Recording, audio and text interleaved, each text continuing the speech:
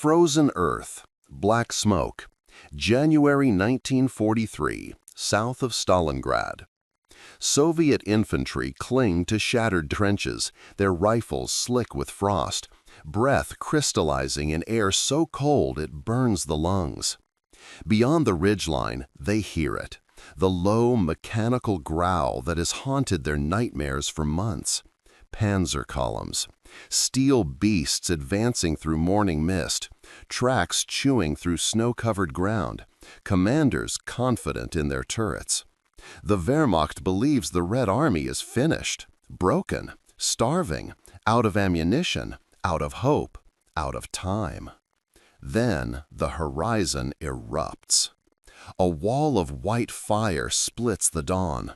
Thunder rolls across the steppe like the sky tearing open.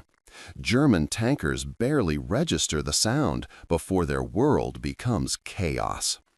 Geysers of dirt and shattered armor erupt in perfect rhythm. Steel hulls crack open like eggs. Flames consume oxygen. Men scream into radios that no longer answer. Something invisible has spoken, and it speaks in mathematics. This is the story of how Soviet artillery turned desperation into devastation, how patience became a weapon, and how one morning near the Don River, the Wehrmacht learned that confidence dies faster than men. If you love stories where the underdog rewrites the rules of war, hit subscribe, because what comes next changed everything. To understand this moment, you must first understand Stalingrad. By late 1942, the city had become a graveyard wrapped in legend. 6 months of street-to-street fighting had shredded both armies. The Sixth Army, once Hitler's finest, now sat encircled in frozen ruins, waiting for a relief that would never arrive. But the battle's true cost wasn't measured in rubble, it was measured in German faith. For the first time, the Wehrmacht's mythology of invincibility had cracked. South of the city, along the Don River bend, the Red Army prepared to exploit that crack. Stalin and his high command, Stavka, knew one brutal truth. Infantry alone couldn't stop panzers. Not in open ground, not against crews trained to maneuver, fire, and vanish before Soviet guns could respond. Armor needed to be met with overwhelming, concentrated firepower, delivered faster than German doctrine could adapt. Enter the M30 howitzer. This weapon wasn't exotic. It was a 122mm workhorse, simple in design, rugged enough to survive Russian winters and logistical nightmares. But what Soviet planners realized was this. The gun's power lay not in individual shots, but in massed batteries firing as one coordinated fist. The question wasn't whether the Red Army had artillery. The question was whether they could hide it, feed it, and unleash it with precision. The answer was being written in frozen dirt and gunpowder. Soviet artillery doctrine had evolved through blood. In 1941, German blitzkrieg shredded Red Army positions precisely because Soviet guns were scattered, poorly coordinated, and quickly overrun. Forward observers died before they could call fire. Ammunition depots burned. Battery commanders made decisions in isolation, firing blind, wasting shells on empty fields while panzers rolled past untouched. By 1943, those lessons had been carved into Soviet tactical manuals with ruthless clarity. Stavka restructured artillery command under centralized control.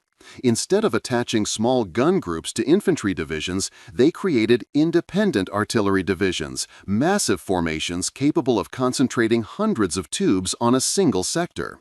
Fire direction centers replaced guesswork with trigonometry.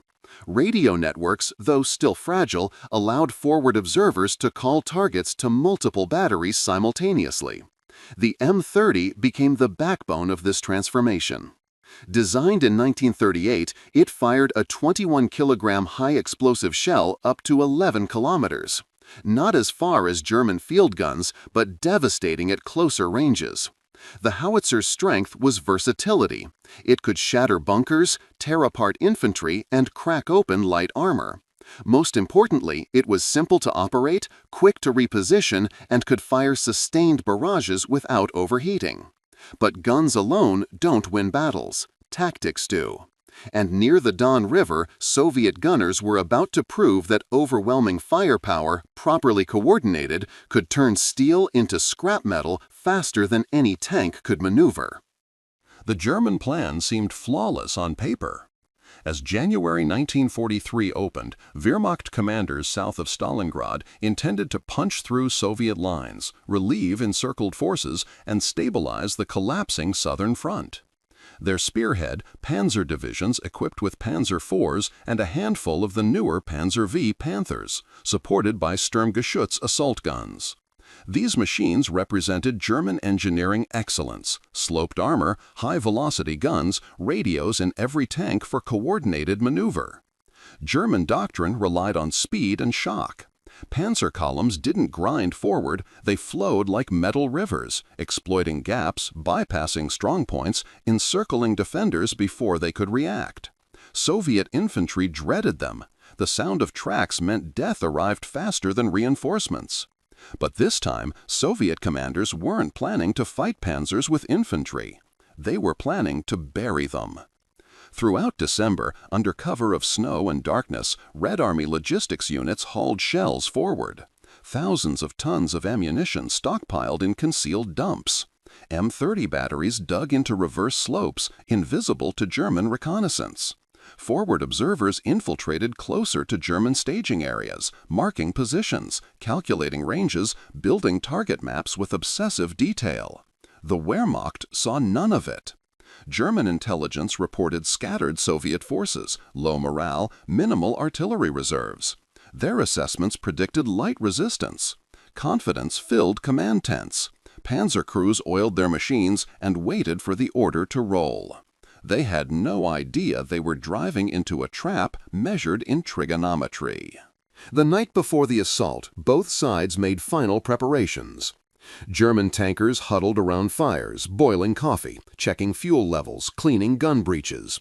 Officers reviewed maps under lamplight, tracing arrows across frozen terrain.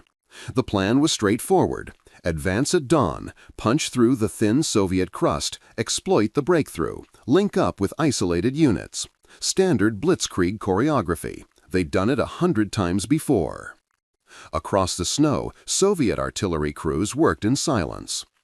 Each M30 battery had been assigned pre-plotted firing coordinates, not guesses, but mathematically calculated points where German columns would likely concentrate.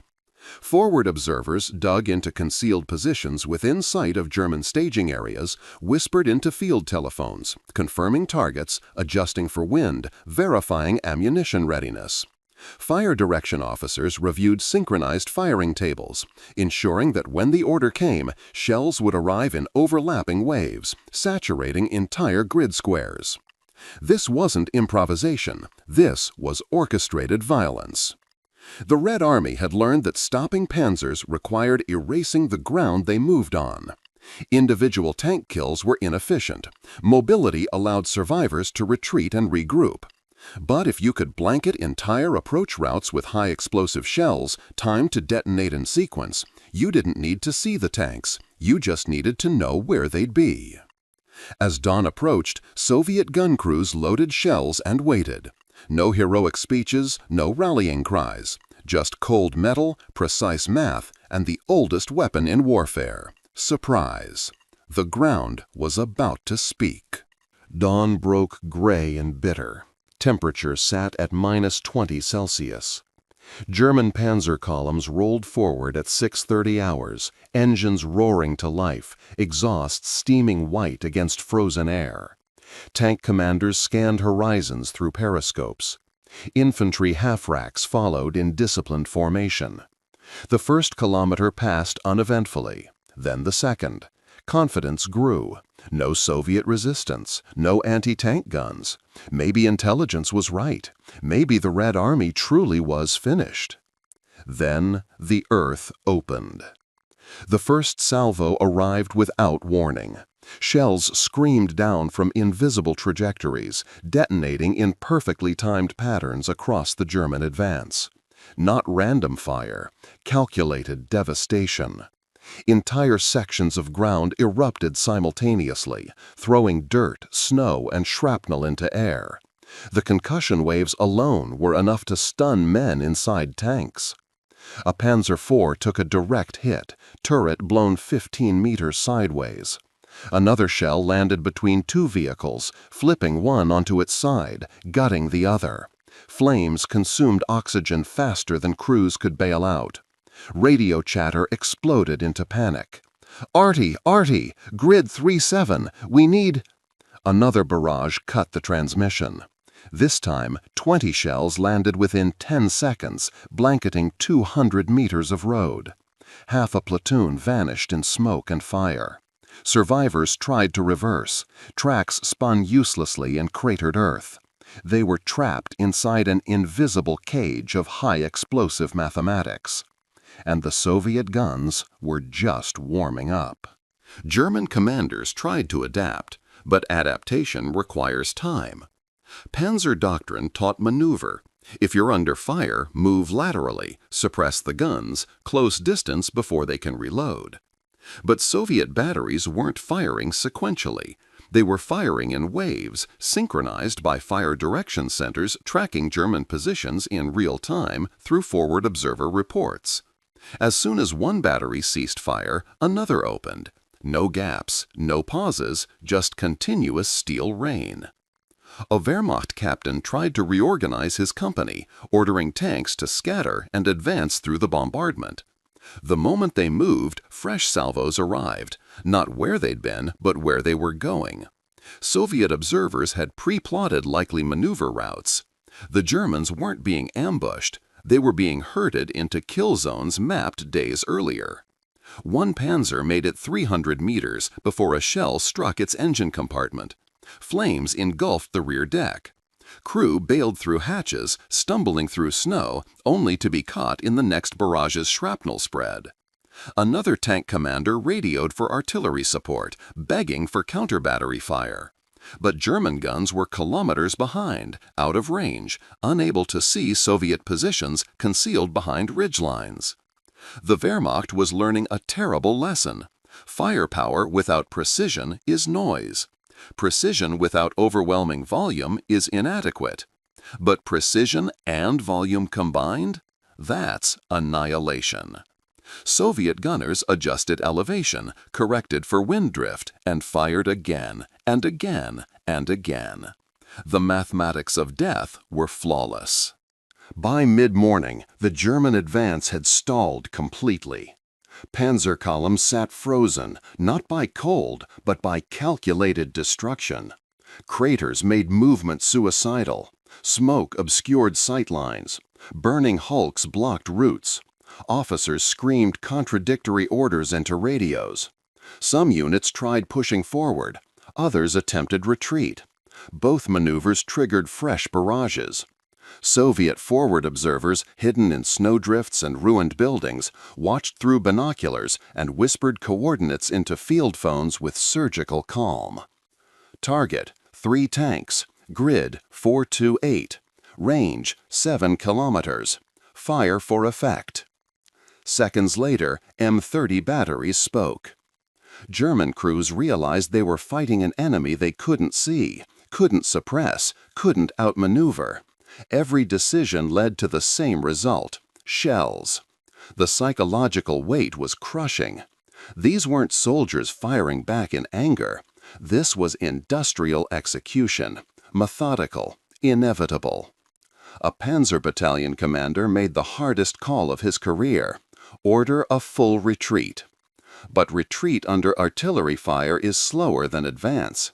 Tanks had to reverse carefully, avoiding craters, coordinating movement to prevent collisions. Soviet gunners recognized the pattern immediately. They shifted fire to likely withdrawal routes, seeding escape paths with high explosive shells. Men died trying to flee. The Red Army wasn't just stopping the assault. They were teaching the Wehrmacht that overconfidence has a measurable cost. calculated in tons of steel and gallons of blood. And the lesson was far from over. What made this artillery ambush so devastating wasn't just firepower, it was intelligence. For weeks, Soviet reconnaissance units had observed German patterns. They noted where columns assembled before attacks. They tracked typical approach routes. They studied how Panzer formations maneuvered under fire. Every observation became data. Every data point became a coordinate on a targeting map. When the assault began, Soviet gunners weren't guessing. They were executing a script written in German blood. Forward observers played the critical role. These men, often operating alone or in pairs, infiltrated close to enemy lines, equipped with binoculars, maps, compasses, and field telephones connected to fire direction centers. Their job wasn't to fight, it was to see and report. When German tanks moved, observers calculated their speed and direction, predicted where they'd be in 60 seconds, and called fire accordingly. The result, shells arrived not where tanks were, but where they would be. This technique, called predictive targeting, was revolutionary for 1943. It required trained observers, reliable communications, and batteries capable of rapid response. The Red Army had spent months developing these capabilities, often through brutal trial and error. Mistakes cost lives. Success cost German armor. By noon, the Wehrmacht's southern offensive had collapsed. Dozens of takes destroyed, hundreds of men dead or wounded. The survivors radioed headquarters with a message no one wanted to hear. "We can't advance. The artillery is everywhere." The German High Command struggled to comprehend what had happened. Reports flooded in describing impossible artillery concentrations. How could the Red Army, supposedly exhausted and undersupplied, coordinate such devastating fire? Intelligence officers reviewed reconnaissance photos, searching for hidden gun positions. They found almost nothing. Soviet batteries remained concealed, dug into reverse slopes and forests, camouflaged with discipline that German spotters couldn't penetrate. One captured Soviet forward observer, interrogated that afternoon, revealed the truth. The guns weren't hidden because they were small or few. They were hidden because concealment was doctrine. Every M30 battery had been positioned days in advance, crews living in dugouts beside their guns, ammunition stockpiled underground, firing positions reinforced with timber and earth. When not firing, guns were camouflaged with nets and snow. When firing, they operated in rapid bursts, 30 seconds of thunder, then silence, making counter-battery fire nearly impossible. The Wehrmacht realized they'd walked into a trap designed by patient, methodical minds. German officers began calling it the Dawn Ambush, though no official record used that name. What mattered wasn't the title. What mattered was the realization spreading through panzer crews. Soviet artillery could now kill faster than German armor could maneuver. The myth of blitzkrieg invincibility took another wound. This one wouldn't heal. And across the frozen steppe, Soviet gunners cleaned their breeches, reloaded shells, and waited for the next German attempt. It never came. The true revelation came when Soviet commanders reviewed the battle's results. In 6 hours, massed M30 artillery had destroyed or disabled approximately 60 German tanks and assault guns. German casualties exceeded 800 men. Soviet losses from the artillery batteries themselves? Minimal. A handful of guns damaged by sporadic counter-battery fire. Crew casualties in single digits. This wasn't just a tactical victory, it was proof of concept. Soviet doctrine had argued that coordinated artillery could substitute for armor in certain conditions. Critics within Stavka had doubted this. Tanks kill tanks, conventional wisdom insisted. But the Dawn engagement shattered that assumption. Properly positioned, adequately supplied, and expertly coordinated artillery could deny terrain to armor without ever seeing the targets directly. General Nikolai Voronov, chief of Soviet artillery, received reports with grim satisfaction. For months, he'd pushed for centralized fire control, observer training, and ammunition prioritization. Skeptics called it wasteful. Why stockpile shells when infantry needed rifles? This battle answered that question in thunder. The Germans never launched another major offensive in that sector. Their commanders cited unfavorable conditions and unanticipated defensive strength. Translation: the cost was unacceptable. For the first time, Wehrmacht planners were factoring Soviet artillery into operational equations not as an obstacle to overcome, but as a threat to avoid. The balance had shifted. And along the Don River, Red Army gunners celebrated quietly, knowing they'd just rewritten the rules of Eastern Front warfare. Word of the victory spread through Soviet ranks faster than official dispatches. Infantrymen who'd spent years dreading Panzer assaults heard the news with cautious hope. Maybe the Germans weren't invincible. Maybe the tide really was turning. Officers studied the battle reports obsessively, analyzing firing patterns, observer coordination, ammunition expenditure rates. Stavka ordered the tactics replicated across multiple fronts. The M30 howitzer, once considered just another field gun, became the symbol of Red Army artillery dominance. Production increased, ammunition factories worked triple shifts. Artillery academies revised training programs, emphasizing massed fire techniques and observer battery integration. But the most important change was psychological. Soviet commanders stopped treating artillery as infantry support. They began treating it as a primary weapon system capable of shaping battles independently. This shift in mindset would define Soviet operations for the rest of the war. By 1944, the Red Army would routinely concentrate hundreds of guns for major offensives, unleashing barrages measured in thousands of shells per minute. The Don engagement was the blueprint. German soldiers captured later in the war spoke of Soviet artillery with a fear they rarely expressed about tanks or aircraft. One Wehrmacht veteran recalled, "You could hide from tanks, you could dodge planes, but the shells, they were everywhere, all at once, like the ground itself was trying to kill you." That was the point. The secret wasn't just the guns, it was the system. The M30 succeeded because Soviet planners had built an entire infrastructure around it. Forward observers trained for months in target identification and radio discipline. Fire direction centers, staffed with mathematicians, calculated trajectories faster than German counterparts. Logistics units ensured ammunition reached batteries despite brutal winter conditions.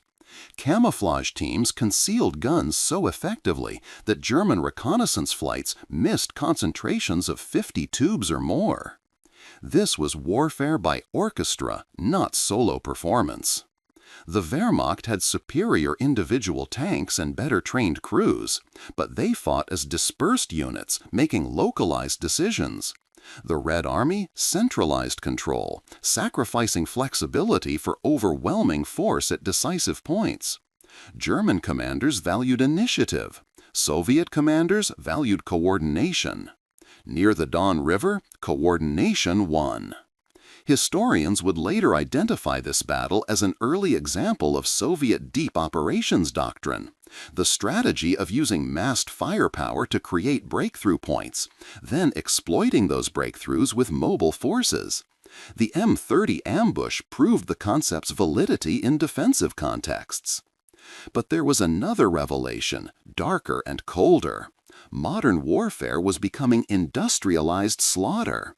Individual heroism mattered less than logistics, math, and ammunition stockpiles. Wars would be won not by brave soldiers, but by systems that could feed those soldiers more shells than the enemy could survive. The future of warfare had arrived in frozen mud and shattered steel. The immediate aftermath was silence.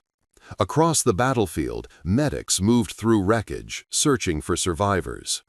Burning tanks crackled in sub-zero air. smoke rising into gray sky. German engineers surveyed the damage and calculated recovery costs. Many hulks were unsalvageable, twisted metal and burned components beyond repair. Those that could be recovered were towed back under cover of darkness, crews shaken, some weeping, others staring blankly at nothing. Soviet infantry cautiously advanced into the zone, capturing abandoned equipment and wounded Germans too injured to retreat. They walked through cratered earth, past shell casings scattered like seeds, past blood frozen into ice. The ground bore witness to mathematical violence. But the true aftermath unfolded in headquarters and high commands. Wehrmacht officers filed reports describing unprecedentedly concentrated Soviet artillery fire and recommended avoiding sectors where such defenses were suspected. Panzer divisions requested increased air support and counter-battery assets before future operations. Some units were withdrawn entirely, deemed too shattered for further offensive action. On the Soviet side, Stavka analyzed every detail, codifying lessons into formal doctrine. Artillery divisions received priority for reinforcements and equipment. The M30 production line expanded. Training programs multiplied. What began as a tactical experiment near the Don became standard operating procedure across the entire Red Army. The cost of the German offensive wasn't measured just in destroyed tanks. It was measured in shattered confidence and strategic hesitation. The balance had shifted permanently. The legacy of the Don artillery ambush echoes through military history. It demonstrated that technology alone doesn't win wars, systems do. The M30 wasn't superior to German guns in raw specifications, but integrated into a coordinated doctrine with trained observers, centralized fire control, and adequate logistics, it became devastatingly effective. The lesson transcended artillery. Coordination multiplies power. This engagement influenced Soviet tactics throughout 1943 and beyond. During the Battle of Kursk in July, massed artillery barrages shattered German armored assaults before they could gain momentum. In Operation Bagration in 1944, Soviet artillery concentrations reached apocalyptic scales. Entire German divisions disappeared under shell fire. The M30 remained in service long after the war, seeing action in Korea, the Middle East, and countless smaller conflicts. For the Wehrmacht, the Don engagement marked another step in the collapse of operational confidence. Each defeat, each setback, each unanswered Soviet innovation chipped away at the myth of German invincibility. By late 1943, German soldiers fought not to win, but to survive. And in that frozen mud south of Stalingrad, Soviet gunners had proven something profound. Patience and preparation can ambush confidence. Mathematics can defeat steel. And sometimes the greatest weapon isn't what the enemy sees, it's what they never see coming.